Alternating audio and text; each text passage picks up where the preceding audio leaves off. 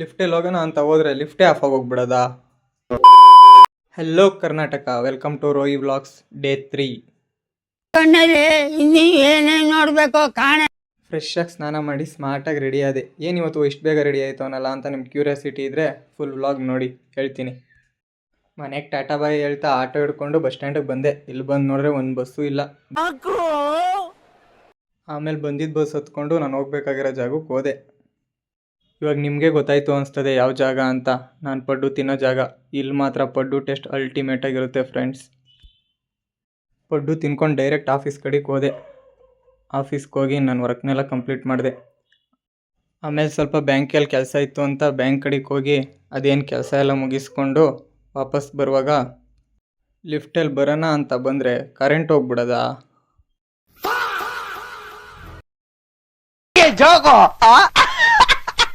ಆಮೇಲೆ ಆಚೆ ಬಂದು ವೀಡಿಯೋ ಮಾಡ್ತಾಯಿದ್ದೀನಿ ಅಂದ್ಬಿಟ್ಟು ನನ್ನ ಫ್ರೆಂಡ್ ಸೈಡ್ಗೆ ಹೊಂಟೋಗೋದಾ?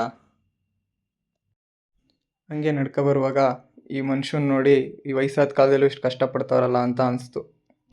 ಅಲ್ಲಿಂದ ಬರೋದಕ್ಕೆ ಲಾಗೌಟ್ ಟೈಮ್ ಆಗಿತ್ತು. ಲ್ಯಾಪ್ಟಾಪ್ ಎಲ್ಲ ಶಟ್ ಡೌನ್ ಮಾಡಿ ಕ್ಲೋಸ್ ಮಾಡಿ ಲಾಗೌಟ್ ಆಗಿ ಆಚೆ ಬಂದರೆ ವೆದರ್ ನೋಡಿದ್ರೆ ಮಳೆ ಬರೋ ಥರ ಇತ್ತು. ಮಳೆ ಬರೋ ಥರ ಆಯ್ತಲ್ಲ, ಬಾ ಬೇಗ ಹೋಗೋಣ ಅಂತ ನನ್ನ ಫ್ರೆಂಡ್ಗೆ ಹೇಳಿದ್ರೆ ಇಲ್ಲಿ ನಾಯಿ ಮರಿ ಜೊತೆ ಆಟ ಆಡ್ಕೊಂಡು ಕೂತವಳೆ. ಈ ಬಡತವಿಂದ ದೇಶ ಉದ್ಧಾರ ಆಯ್ತದ. ಅಲ್ಲಿಂದ ಬಂದು ನನ್ನ ಫ್ರೆಂಡ್ಗೆ ಬಾಯ್ ಹೇಳ್ತಾ ನಾನು ಈ ವ್ಲಾಗ್ನ ಎಂಡ್ ಮಾಡ್ತಾಯಿದ್ದೀನಿ. Thanks for watching. See you in next vlog.